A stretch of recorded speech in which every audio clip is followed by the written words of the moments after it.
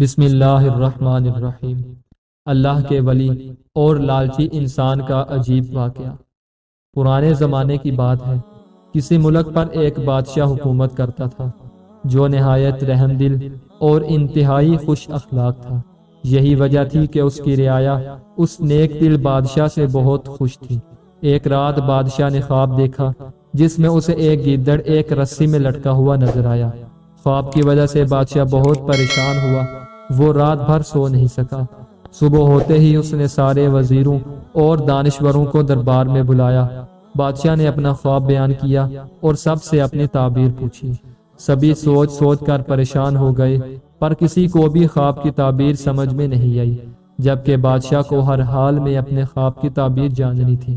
اس لیے اس نے اعلان عام کروایا کہ جو کوئی بھی مجھے خواب کی تعبیر بتائے گا اسے انعامات سے مالا مال کر دیا جائے گا۔ یہ سوچ کر بہت سے لوگ انعامات کی لالچ میں اور کئی خود کو عقل مند کہلانے کے لالچ میں تعبیر بتانے گئے، مگر سب ناکام ہو گئے۔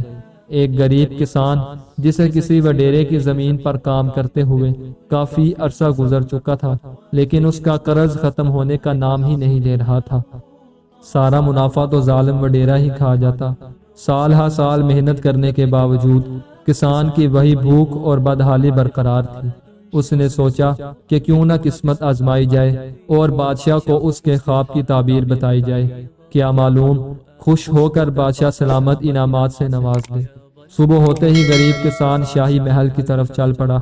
چلتے چلتے راستے میں اس کی نظر ایک سفید پوش بزرگ پر پڑی جو ایک سایہ دار درخت کے نیچے بیٹھے ہوئے تھے۔ کسان نے آگے بڑھ کر انہیں باادب انداز میں سلام پیش کیا اور اپنے آنے کا مقصد بیان کیا۔ بزرگ نے تحمل سے اس کی بات سنی اور بتایا کہ یہ تو ایک معمولی بات ہے، تم وعدہ کرو کہ انعام میں جو رقم تمہیں ملے گی اس کا آدھا حصہ مجھے بھی دو گے، تو پھر میں تمہیں بادشاہ کے خواب کی تعبیر بتانے کے لیے تیار ہوں۔ کسان نے وعدہ کر لیا۔ اس بزرگ نے خواب کی تعبیر بتاتے ہوئے کہا، گیدڑ فریب اور چالاکی کی علامت ہوتا ہے۔ اس کا رسی پر لٹکنا اس بات کو ظاہر کرتا ہے کہ ملک میں فریب اور دھوکے بازی بڑھتی جا رہی ہے، اس لیے بادشاہ کو ہوشیار ہو کر رہنا پڑے گا۔ کسان سیدھا بادشاہ سلامت کے دربار میں آیا اور اسے خواب کی تعبیر بتائی۔ بادشاہ کو خواب کی تعبیر بہت پسند آئی اور خوش ہو کر کسان کو مالا مال کر دیا۔ سارے مال سمیت جب وہ واپس آیا تو اس نے سوچا کہ کیوں نہ میں سارا مال اکیلا ہی ہڑپ کر جاؤں۔ بزرگ کو اگر اس مال کا آدھا حصہ نہیں دیا تو وہ کیا کر لے گا۔ یہ سوچتے سوچتے وہ اپنے گھر پہنچ گیا۔ کچھ عرصے بعد بادشاہ کو خواب میں اپنے اوپر ایک باریک دھاگے سے تلوار لٹکتی ہوئی نظر آئی۔ خواب دیکھ کر بادشاہ پھر پریشان ہو گیا۔ آخر اس نے کسان کو قاصد بھیجا کہ اب وہ بادشاہ کے اس خواب کی تعبیر بتائے۔ کسان یہ بات سن کر بہت پریشان ہو گیا اور مجبور ہو کر دوبارہ سفید پوش بزرگ کے پاس جا کر منت سماجت کر کے خواب کی تعبیر پوچھی۔ بزرگ نے اسے خواب کی تعبیر یوں بتائی کہ تلوار جنگ کی تیاری کی علامت ہے، جس کے لیے بادشاہ کو بھی اچانک حملہ ہو جانے کے لیے تیاری کرنا پڑے گی۔ آخر میں بزرگ نے دوبارہ اپنا حصہ مانگا اور کسان نے حامی بھر لی۔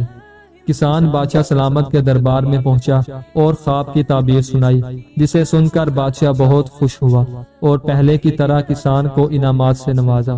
اس دفعہ وہ جیسے ہی دربار سے لوٹا تو راستے میں انہی سفید پوش بزرگ کو اپنا منتظر پایا۔ بزرگ نے اس سے اپنا آدھا حصہ مانگا۔ کسان نے آؤ دیکھا نہ تاؤ تلوار نکال کر بزرگ پر وار کر دیا، جس سے بزرگ کا ایک بازو زخمی ہوا، لیکن وہ خاموش رہا، جبکہ کسان جو اب لالچی ہو گیا تھا سارا مال اپنے ساتھ لے کر چل دیا۔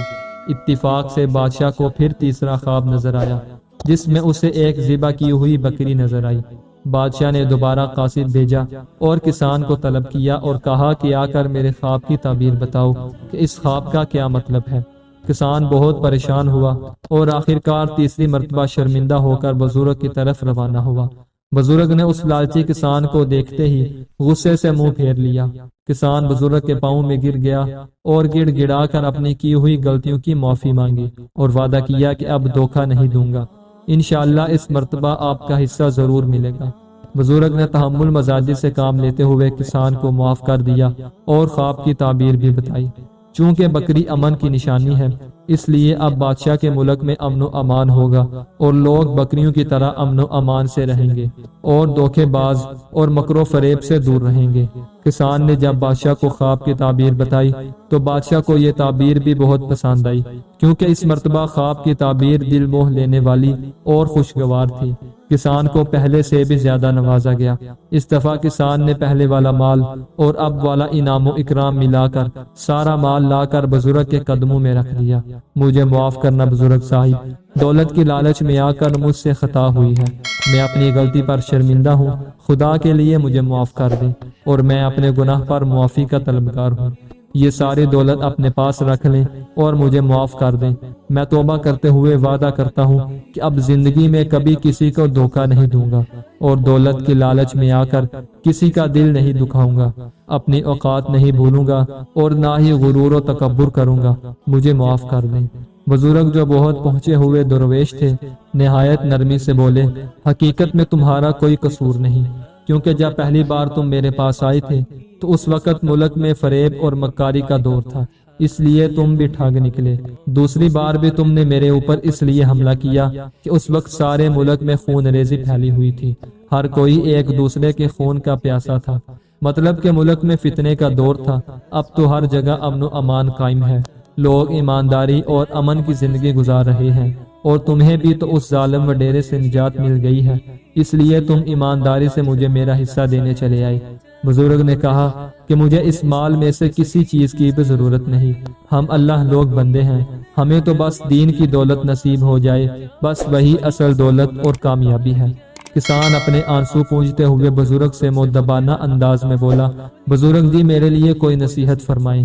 بزرگ اپنی جگہ سے اٹھے اور بڑے ہی پیارے انداز میں کسان کو نصیحت کرتے ہوئے کہنے لگے، اپنے سے بڑوں کا احترام کرنا، چھوٹوں پر شفقت کرنا، درخت لگانا مگر پھل کا انتظار نہیں کرنا، اور ہو سکے تو کوئی درس کا ضرور بنانا۔ نصیحت فرما کر سفید پوش بزرگ وہاں سے روانہ ہو گئے۔